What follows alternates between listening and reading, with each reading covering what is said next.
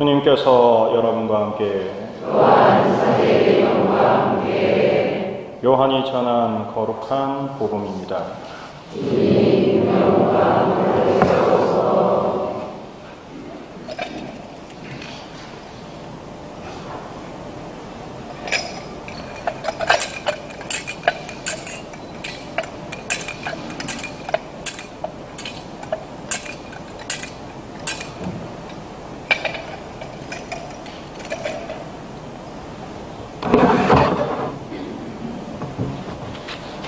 한 처음에 말씀이 계셨다. 말씀은 하느님과 함께 계셨는데 말씀은 하느님이셨다. 그분께서는 한 처음에 하느님과 함께 계셨다. 모든 것이 그분을 통하여 생겨났고 그분 없이 생겨난 것은 하나도 없다. 그분 안에 생명이 있었으니 그 생명은 사람들의 빛이었다. 그 빛이 어둠 속에서 비치고 있지만 어둠은 그를 깨닫지 못하였다. 하나님께서 보내신 사람이 있었는데 그의 이름은 요한이었다. 그는 증언하러 왔다. 빛을 증언하여 자기를 통해 모든 사람이 믿게 하려는 것이었다. 그 사람은 빛이 아니었다. 빛을 증언하러 왔을 따름이다. 모든 사람을 비추는 참 빛이 세상에 왔다. 그분께서 세상에 계셨고 세상이 그분을 통하여 생겨났지만 세상은 그분을 알아보지 못하였다. 그분께서 당신 땅에 오셨지만 그분의 백성은 그분을 맞아들이지 않았다. 그분께서는 당신을 받아들이는 이들, 당신의 이름을 믿는 모든 이에게 하느님의 자녀가 되는 권한을 주셨다. 이는 혈통이나 유교기나 남자의 욕망에서 난 것이 아니라 하느님에게서 난 사람들이다. 말씀이 사람이 되시어 우리 가운데 사셨다. 우리는 그분의 영광을 보았다. 은총과 진리가 충만하신 아버지의 외아드님으로서 지니신 영광을 보았다. 요한은 그분을 증언하며 외쳤다. 그분은 내가 이렇게 말한 분이시다. 내 뒤에 오시는 분은 내가 나기 전부터 계셨기에 나보다 앞서신 분이시다. 그분의 충만함에서 우리 모두 은총에 은총을 받았다. 율법은 모세를 통하여 주어졌지만 은총과 진리는 예수 그리스도를 통하여 왔다. 아무도 하느님을 본 적이 없다. 아버지와 가장 가까우신 외아드님 하느님이신 그분께서 알려주셨다. 주님의 말씀입니다.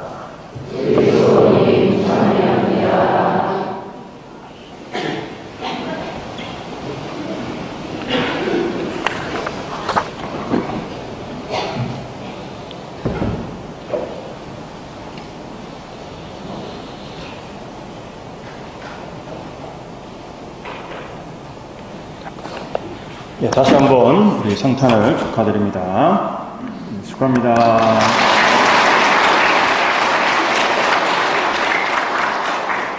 네, 오늘 우리 구유를 아시겠지만 말씀이 사람이 되시어 우리 가운데 사셨다라는 이 의미를 좀 더 우리가 이해할 수 있도록 표현하는 방식으로 구유를 꾸며봤습니다.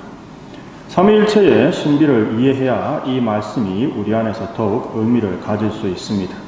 제가 삼위일체에 대해서 설명을 드리면서 삼위일체의 핵심은 하느님은 사랑이시다라고 말씀을 드렸습니다. 어떤 사랑입니까? 바로 100% 완전히 자기 자신을 내어주는 완전한 자기 비움의 사랑입니다.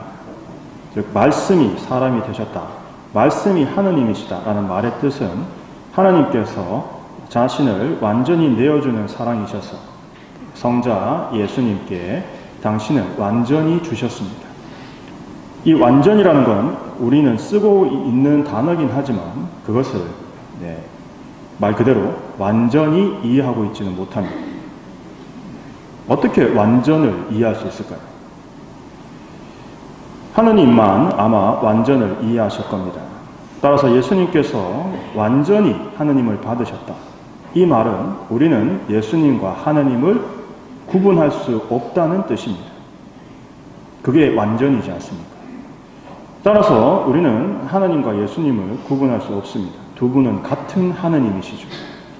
어떤 차이로 구분하느냐? 주신 분, 받으신 분이라는 관계에서 구분할 뿐입니다. 따라서 하나님께서는 우리에게도 똑같이 100% 완전히 자신을 내어주고 계십니다. 예수님께서 말씀하셨죠. 성령을 받아라. 결국 우리도 완전한 하나님을 받고 있지만 문제는 하나님께 있는 게 아니라 나에게 있습니다. 즉 준비되지 않은 내가 받을 수 있는 양은 극히 일부분일 뿐이죠. 각자 이렇게 생각하시면 됩니다. 하늘에서 엄청나게 많은 폭우가 내립니다. 그 내리는 폭우를 하나도 없이 전부 다 받을 수 있는 땅이나 그릇이 있겠습니까? 없을 겁니다. 우리는 각자 자신이 준비한 정도의 그릇밖에 받을 수가 없습니다. 즉 하나님께서는 폭포수와 같이 우리에게 당신을 내려주시지만 우리는 허망하게 그 많은 은총과 하나님 자신을 내가 준비된 그릇에만 받을 수 있을 뿐입니다. 그러면 어떻게 하면 우리를 성장시키는가? 그건 바로 폭포수처럼 내리는 하나님은 받을 수 있는 그릇을 얼마나 키우고 크게 만들어서 하나님을 조금이라도 더 많이 받을 수 있는가? 이것이 사실 우리의 숙제입니다. 힘없이 아기의 모습으로 누워 계신 하나님을 바라보십시오.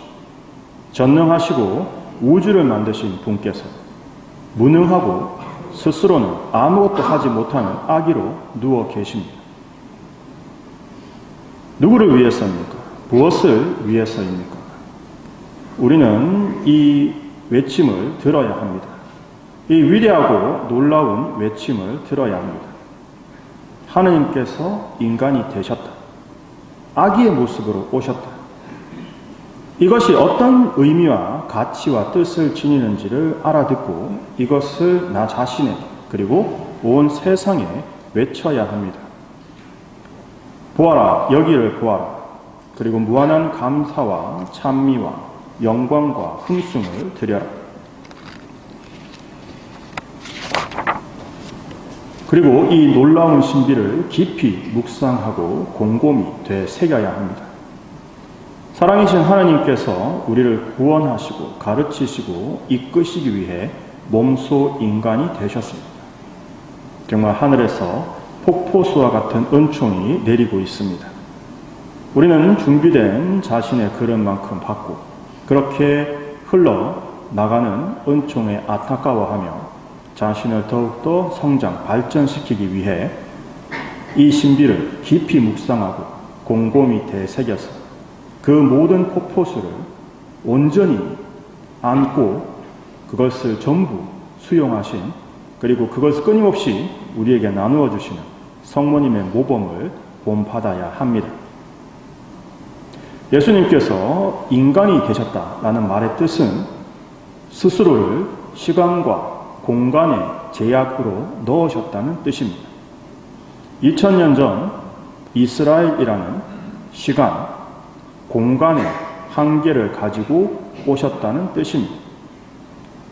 따라서 2000년 전 이스라엘에서 예수님께서 하신 말씀과 업적은 시간과 공간을 넘어 지금 이 자리에까지 전해졌습니다. 12사도를 통해 수많은 성인 성녀들을 통해 또 중국까지 오셨던, 일본까지 오셨던 선교사들 책을 통해 우리나라는 스스로 신앙을 받아들이고 믿음을 고백했습니다. 따라서 우리는 예수님의 말씀에서 그 의미와 가치를 배우고 예수님의 삶에서 모범, 이끄심을 봅니다. 그리고 누구보다 예수님을 충실히 따르신 성모님을 봅니다. 올 한 해 동안 성경 말씀과 성모님을 통해 예수님의 가르침과 삶을 배우고 익히고 이해해 나갑시다. 알아야 실천할 수 있습니다. 알아야 이해할 수 있습니다. 알아야 의미를 부여할 수 있습니다. 대림 때 강론으로 말씀드렸던 것처럼 우리는 의미와 가치를 따라서 살아갑니다. 그것이 우리 삶의 기준이죠. 하지만 그 의미와 가치가 그때그때 달라요가 되는 계산의 삶이 되어서는 안 됩니다. 항상 일관되는 의미와 가치에 우리 삶을 기반할 때 우리 삶은 성장, 발전할 수 있습니다. 즉 우리의 그릇을 키워서 폭포수처럼 쏟아지는 주님의 은총을, 주님을 받으실 수 있다는 것입니다.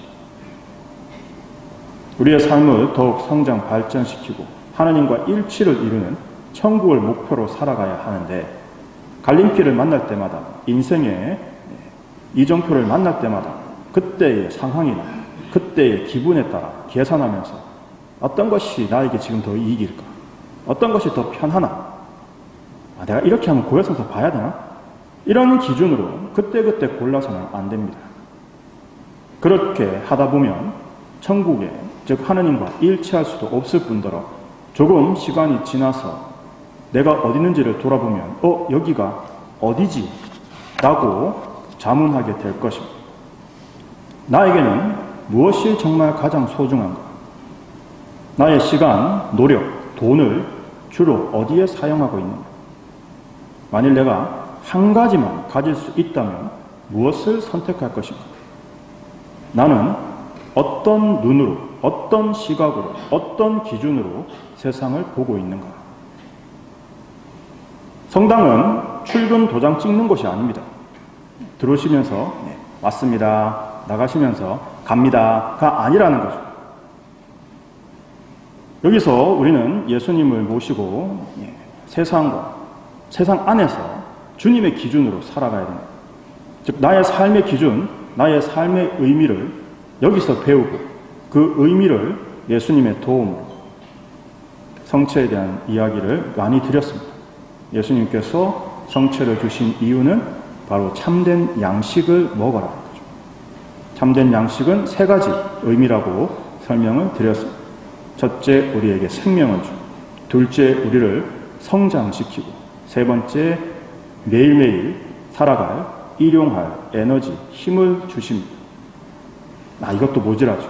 그래서 기도해야 됩니다. 아침에 일어나서, 낮에 살아가면서, 저녁에 잠들면서, 또 중간중간 묵주기도, 또 성경을 한 줄 읽고 예수님께 대한 지식, 이해를 돕기 위해 영적 독서를 합니다.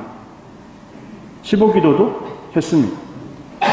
86분, 저는 예상 그 정도까지 하실지 예상을 못했습니다. 정말 감사를 드립니다. 이렇게 기도로 힘을 얻어 우리는 살아가는 것입니다. 즉 일상생활, 가족관계, 인간관계, 사회생활 모든 부분에서 주님의 의미와 가치를 따라가야 하는 것이 바로 신앙인이죠. 그렇게 해야지 우리를 스스로 하나님의 자녀, 예수님의 제자라고 부를 수 있지 않겠습니까? 오늘 복음에서도 말씀하십니다. 바로 하나님께서 우리를 당신 자녀로 부르신다. 정말 아기 예수님을 우리 마음에 모시고 우리 자신을 변화시켜 우리 삶의 의미를 하나님께 두고 성모님을 닮아 우리 자신을 변화시키는 한 해가 되도록 아기 예수님과 성모님, 성요셉께 간절히 기도드립시다. 아멘.